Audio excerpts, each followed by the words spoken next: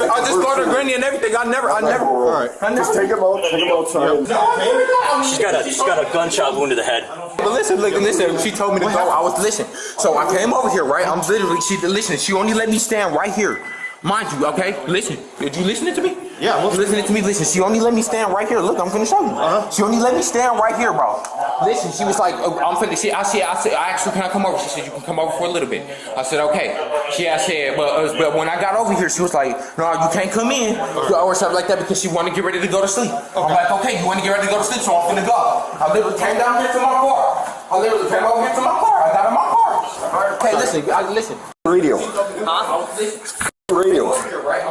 Prosecutors say Rowsey called investigators claiming someone shot him. A friend of Rowsey's told investigators he called them, admitting to shooting Davis. Neighbors told investigators they heard Rowsey knocking on Davis's door for some time. The door opens and then gunshots. A friend of Davis told police she and Rowsey broke up 3 weeks before she was killed and that Rowsey wasn't taking it well. He was possessive, that he had threatened to kill Davis last fall, said to have purchased a gun to do so, and threatened to kill himself when Davis wanted to break up with him. On the evening of April 23, 2022, a quiet night in Milwaukee turned into something horrifying. A 19-year-old woman with so much of her life ahead of her was found shot dead, only 2 weeks after walking away from a relationship that had become toxic. Her name was Leah Davis, and her tragic death would strike the heart of those who knew her. Time, 2 weeks, just 14 days after she made the decision to break free, after months of living in a toxic environment, hoping for a fresh start. But what happened in those final moments? What drove her to a fate that no one saw coming? Was this the result of a deeply troubled relationship? Leah had a future. She had dreams, aspirations, and hope. She was young, full of life, and had spent years trying to build something better, and yet, her story would end that night, in a way no one could have expected. As she tried to break away from the grip of a possessive partner, someone who couldn't let go, something unimaginable unfolded. In this heartbreaking moment, we offer our deepest condolences to Leah's family, her friends, and all who loved her. No words can truly ease the pain of such an unbearable loss, but we stand in solidarity with those who mourn her. We grieve with you. Was it an accident, a crime of passion, or something more? As the investigation unfolds, the shocking truths that come to light will challenge everything we think we know about relationships, love. This is not just another tragic story. This is one of obsession, betrayal, heartbreak, and the dangerous consequences that can arise when someone feels they have lost control. In the end, it would not only steal Leah's life, but it would leave behind a haunting question. Could this all have been avoided? Tonight, we dig deep into a case that's still sending shockwaves through the lives of all who were connected to Leah, as well as the entire community. This is a story you need to hear. The truth about Leah Davis's death and the complex web of emotions, anger, and jealousy that led to it will leave you questioning everything you thought you understood about the fragility of life and relationship. Life that ended far too soon, and for reasons that we may never fully understand, but we will try. Join me as we uncover the details of a case that will leave you speechless. Leah Davis was a young woman, full of ambition and hope for her future. At just 19 years old, she had big dreams, a better life, a chance to move on from her past, and the courage to fight for something more. But the path she had hoped to walk wasn't easy. She found herself trapped in a relationship that seemed to promise love, but delivered nothing but control and heartache. Her boyfriend, Keshawn Rowsey, 21, was a man whose love for Leah was marked by possessiveness and emotional turmoil. What started as an intense connection began to take a darker turn. Their relationship, once filled with promises, became a volatile and painful roller coaster filled with arguments and at times threats of violence. 2 weeks before that fateful night, Leah made the brave decision to break free. She ended her relationship with Rowsey, hoping that the hardest part was behind her, that she could finally start rebuilding her life, free from the emotional weight that had been dragging her down for so long. But, as anyone who has been in an abusive relationship knows, walking away is never that simple. On April 23, 2022, a quiet evening in Milwaukee would soon be shattered. Neighbors living near Leah's apartment were startled by the sound of loud knocking at her door. Moments later, the unmistakable crack of gunshots echoed through the building. The kind of sound that sends a chill down your spine, a sound that marks the end of something, but no one knew yet how tragic that end would be. Minutes later, police would arrive at the scene. Rowsey was there, already calling 911, telling the dispatcher that he had found Leah. But what he didn't know was that his presence at the scene would raise more questions than answers. Why was he there so quickly? Why did he seem so calm when the woman he was supposed to love had been shot? What led up to that moment? What brought this young couple, once full of hope, to the breaking point? Was it a simple breakup? Or was there more, something darker beneath the surface? The truth would reveal much more than just a broken relationship. It would uncover a pattern of possessiveness, threats of violence, and a deepening obsession that seemed to trap Leah in a cycle she couldn't escape. In the days before the shooting, Rowsey had made threats, told people he would kill Leah if she ever tried to leave him. He had even gone as far as buying a gun. This wasn't just about a breakup. It was about a man who couldn't let go of his control over someone he once claimed to love. As investigators began to piece together the events of that tragic night, they uncovered something chilling. Rowsey was not the concerned boyfriend he had portrayed himself to be, but there were signs everywhere. If only someone had seen them earlier. His words, his actions, his obsession, it all pointed to a moment that was bound to happen, a night that would change everything. What exactly happened in those final moments? Why did things escalate to such a violent conclusion? And was this truly a crime of passion, or was it a calculated act driven by jealousy and rage? These are the questions that still haunt those who were close to Leah, but the answers wouldn't come easily. The investigation was just beginning, and the truth would unfold in a way that no one saw coming. The evening had barely settled into its quiet rhythm when the call came through. Keshawn Rowsey, standing in the hallway near Leah's apartment, was the first to dial 911. His voice, calm and almost matter-of-fact, told the dispatcher, "I called. She's right up here." But as the dispatcher tried to gather more details, there was a growing tension. Rowsey had already made his way into the apartment building, seemingly arriving faster than anyone would expect for a man claiming to be an innocent bystander. But it wasn't just the conversation with Rowsey that raised alarms. Neighbors who lived nearby heard the events unfold. One witness described hearing loud knocking on the door of Leah's apartment, followed by a voice, "Rowsey!" demanding to be let in. The knocking stopped, and a few moments later the sound of 3 gunshots rang out, sharp and unmistakable. Another neighbor, hearing the commotion, went to their door, only to hear the heartbreaking sound of Rowsey standing in the hallway crying. The neighbor reported hearing him say, "Someone killed Leah." The pieces of the puzzle were slowly starting to fit together, but with each new detail, the question grew more pressing. Was Rowsey the killer? His contradictory actions, the phone call to 911, the calm demeanor upon arrival, the chilling admission to his friend, pointed to a man whose story didn't add up. Was this just a twisted turn of fate? As the investigation continued, the police uncovered more about Rowsey's past behavior. In 2021, Leah had confided in friends about the threats Rowsey had made against her. He had threatened to kill her, even going so far as to buy a gun. At the time, his words were dismissed as an angry outburst, a passing moment in the heat of an argument. But now, with Leah dead and Rowsey's behavior in question, those threats took on a much darker meaning. Rowsey's possessiveness had always been a red flag, but no one had ever anticipated it would escalate into something as extreme as this. His inability to cope with rejection, his fixation on controlling Leah, and his history of violence.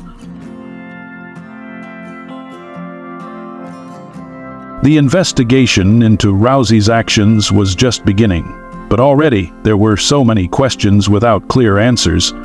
What had truly happened in that apartment? Was Rowsey the one responsible for pulling the trigger? And if so, why had he admitted to it to his friend but not to the police? Would the court trial reveal the full truth, or would Rowsey's contradictory behavior continue to make the case even more complex? As the details unfolded, it became clearer that the investigation was not as simple as it appeared. Leah's death wasn't a crime of passion born from a sudden outburst. No, it was something much darker, something that had been brewing for months, perhaps even years.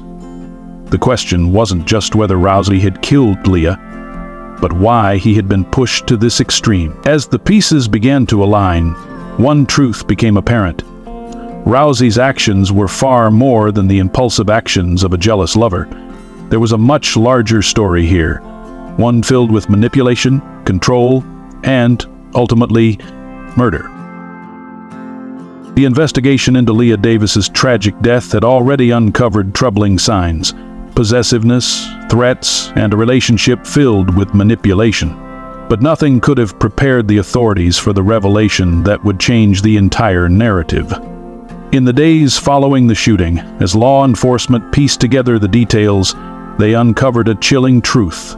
Keshawn Rowsey had threatened Leah's life before, and not just with words.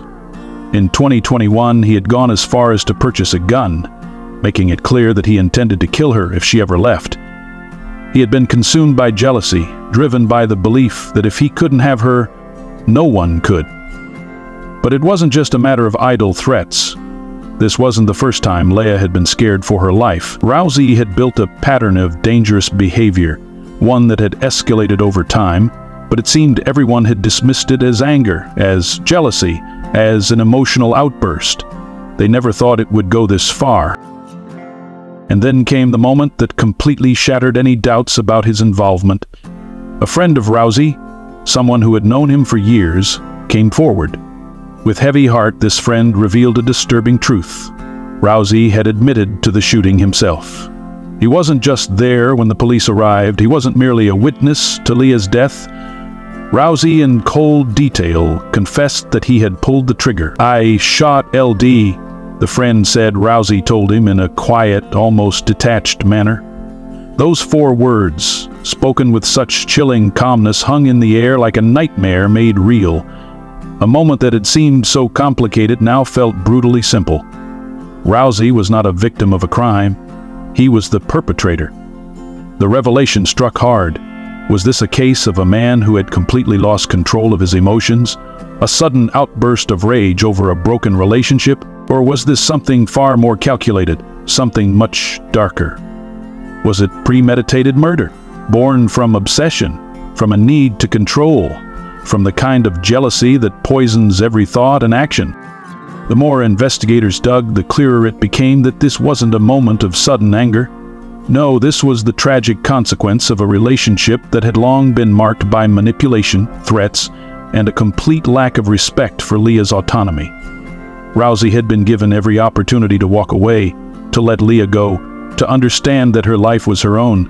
But that was never an option for him. His obsession had clouded every rational thought, turning love into control and eventually violence. The confession was a painful twist. It wasn't a case of an innocent man caught in the wrong place at the wrong time.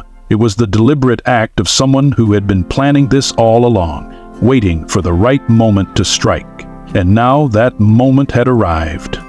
How had Rowsey gotten to this point? Was he truly unaware of the consequences of his actions, or had he convinced himself that he was entitled to Leah's life, even if it meant taking it? The psychological toll of such a crime was staggering. How could someone so close to their victim make the final decision to end her life? What did it take to push a person to that point? The chilling nature of Rowsey's confession left the entire case in a state of disbelief. His admission should have provided some closure, but in truth it only opened up more questions. Why had he done it? What had driven him to this violent end?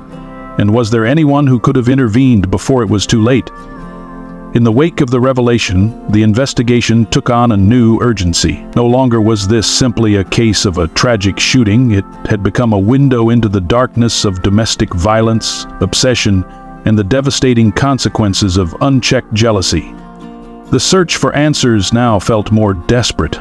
The truth, as horrifying as it was, had been laid bare, but the motivations behind it would take time to fully understand.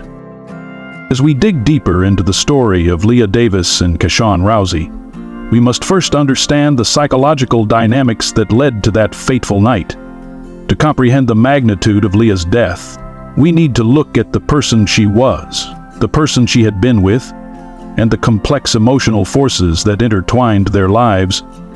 Keshawn Rowsey, at his core, was a man consumed by a need for control. His relationship with Leah was marked by a level of possessiveness that went beyond the normal boundaries of love. What began as a romantic connection quickly turned into an emotional prison for Leah. Rowsey's behavior wasn't just driven by love, it was driven by fear. Fear of losing control, fear of seeing Leah become independent. His need to dominate her every move, to dictate her actions, thoughts, and even her relationships grew stronger over time. Rowsey's possessiveness was not just about jealousy. It was a deeper, more unsettling need to hold on to Leah as if she were a possession, something he could control. It wasn't love that guided his actions, but an overwhelming fear of abandonment, a fear that morphed into rage. When Leah ended the relationship, it threatened Rowsey's fragile sense of self. It felt as though he was losing not only a partner but his identity, and in his mind, that loss could never be allowed to happen. The emotional instability that had always simmered beneath the surface finally boiled over, culminating in the tragic moment when he pulled the trigger. Was this a crime of passion, or was it the culmination of months, perhaps even years, of controlling behavior, threats, and an escalating obsession? It is difficult to say, but what we do know is that Rowsey's emotional volatility, his inability to accept rejection, and his toxic sense of ownership over Leah played a central role in this devastating outcome. In his mind, Leah's decision to leave him wasn't just the end of a relationship, it was the destruction of his world. He couldn't accept that, and in his warped perception, if he couldn't have her, no one could. Leah Davis, on the other hand, was a young woman caught in a cycle of emotional abuse, struggling to break free from a toxic relationship. At 19, she was still finding herself, full of dreams, aspirations, and a desire for independence.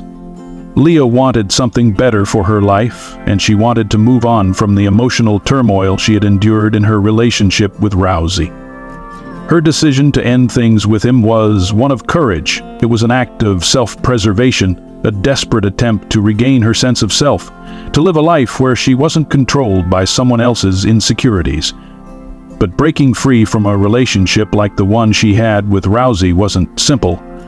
It's never that easy. Her desire to escape was met with resistance, threats, and the terrifying realization that Rowsey wasn't willing to let go. A close friend of Leah's described how she saw the signs of an unhealthy relationship from the very beginning. There was the constant need for Rowsey to know where Leah was, who she was with, and what she was doing. The demands for attention and affection were suffocating at times, and Leah's friend knew that something wasn't right. They could see the cracks, even if Leah couldn't always admit them. But Lee, like so many victims of domestic abuse, didn't see a way out. She hoped that things would get better, that Rowsey would change, but it became painfully clear that things were only going to get worse. Domestic violence doesn't always look like what we expect. It's not always physical violence, at least not at first. It's control, it's isolation. Rowsey's threats of violence weren't a random outburst. They were calculated, born from his need to control every aspect of Leah's life. And when she took the step to leave, it was the trigger that set off the bomb. Breakups in abusive relationships don't always end in peace. In fact, many times they escalate into violence. Leah's decision to walk away didn't just end the relationship, it sealed her fate. Experts in the field of domestic violence, such as Carmen Pitre, president of the Sojourner Family Peace Center, stress that breakups in toxic abusive relationships often lead to violence. Pitre explains that the abuser feels threatened not just by the loss of the partner, but by the loss of control. Rowsey's reaction to Leah's decision was textbook.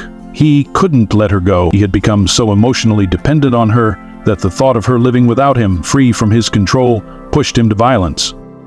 Pitt Ray further explains that the dynamics of domestic abuse are complicated.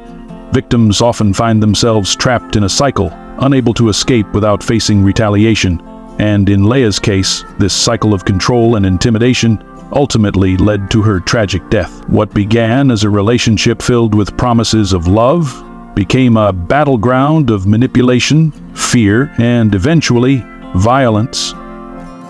Leah, in her final moments, may have been trying to fight for her freedom, trying to escape the very prison Rowsey had built around her, but the truth is, she was never truly safe, not until it was too late. And Rowsey, whose world had been defined by his need for control, couldn't handle the thought of losing it all. As the investigation continues to uncover more details, it's clear that Leah's death was not an isolated incident. It wasn't just a single moment of violence, it was the culmination of months of control, manipulation, and escalating threats that led to the ultimate act of violence. And the shocking truth is that, in many ways, Rowsey was not acting out of a sudden burst of anger. He was acting out of a desperate need to keep Leah under his thumb, even if it meant taking her life. The trial of Keshawn Rowsey began with a heavy atmosphere, as the courtroom was filled with tension and anticipation.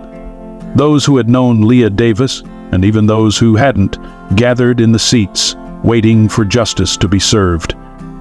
Rowsey had already confessed to the crime, but the trial was the point where the truth would be laid out for everyone to see. The defense strategy, however, seemed to focus on a different angle, one that tried to paint Rowsey as a man overcome by a moment of uncontrollable rage, a man who was not fully responsible for his actions in the heat of a breakup. Rowsey's defense argued that the crime wasn't premeditated.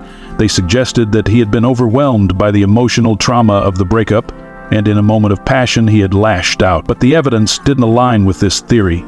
The history of threats, the gun he had purchased in 2021, the possessiveness, and the control known of these facts could be ignored. This wasn't the spontaneous act of a man who lost control in a split second. This was the tragic result of months of manipulation, jealousy, and obsessive behavior that had escalated into murder. The prosecution laid out the details of the case methodically, emphasizing the clear pattern of Rowsey's actions leading up to Leah's death. They showed how his obsession with controlling her had spiraled out of control, and how his threats, long dismissed as empty words, were finally realized in the most devastating way. The prosecution painted a picture of a man who had no regard for Leah's life, only for his own twisted need to hold on to her, even if it meant taking everything from her. As the trial reached its conclusion, the jury deliberated. The weight of the evidence was clear, and the decision came quickly. On February 7, 2023, Keshawn Rowsey was found guilty of first-degree intentional homicide. The room was silent as the verdict was read, the gravity of the decision hanging heavy in the air. Rowsey's conviction brought some semblance of closure to Leah's family, but there was no joy in the outcome, only the bitter realization that nothing could bring Leah back. Rowsey was sentenced to 35 years in prison with the possibility of petitioning for extended supervision after 35 years. But for Leah's family, no sentence could make up for the loss of their daughter, sister, and friend.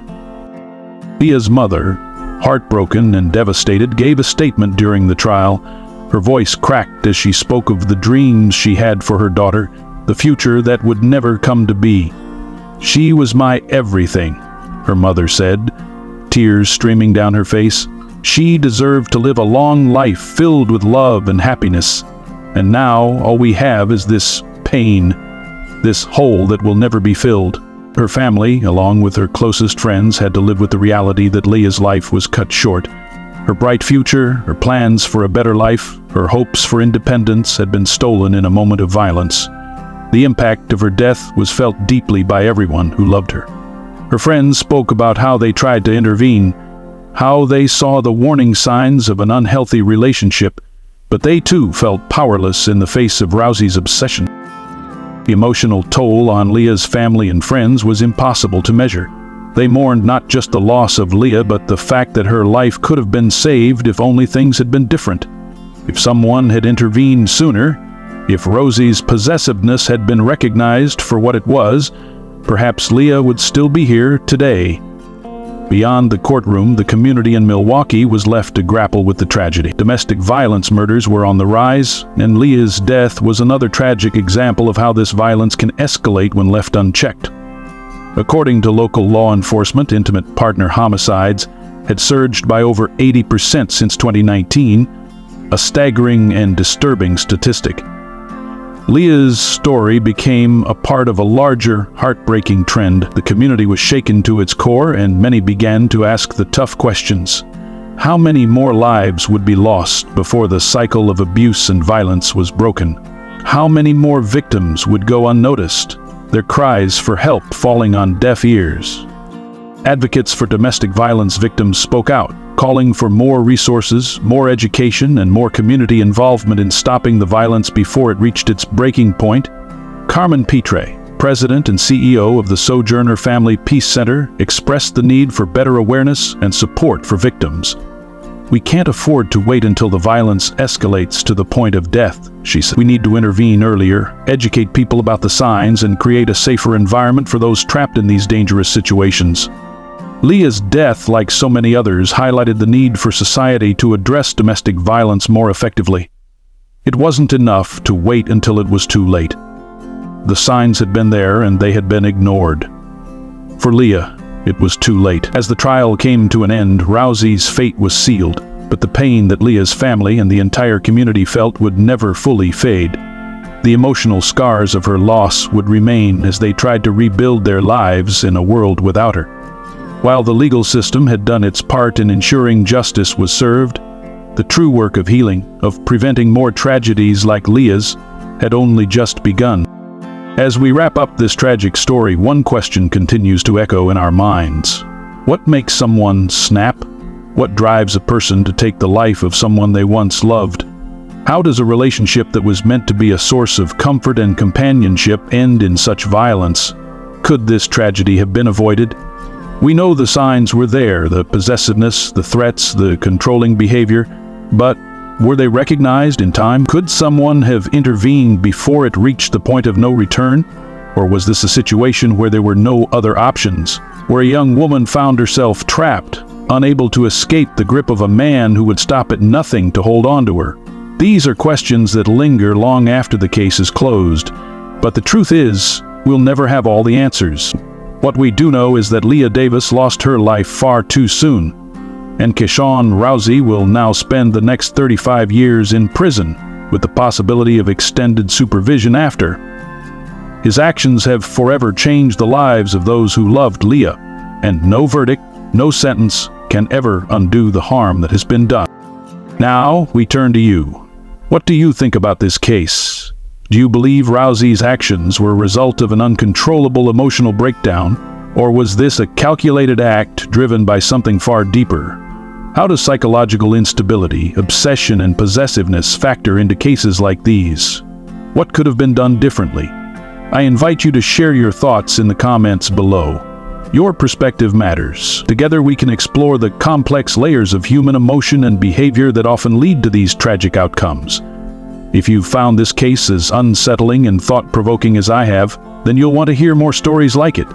To stay updated on our latest true crime videos, make sure to hit the subscribe button and ring the bell for notifications. There are more stories waiting to be uncovered, more questions to be asked, and more mysteries to solve. And miss out.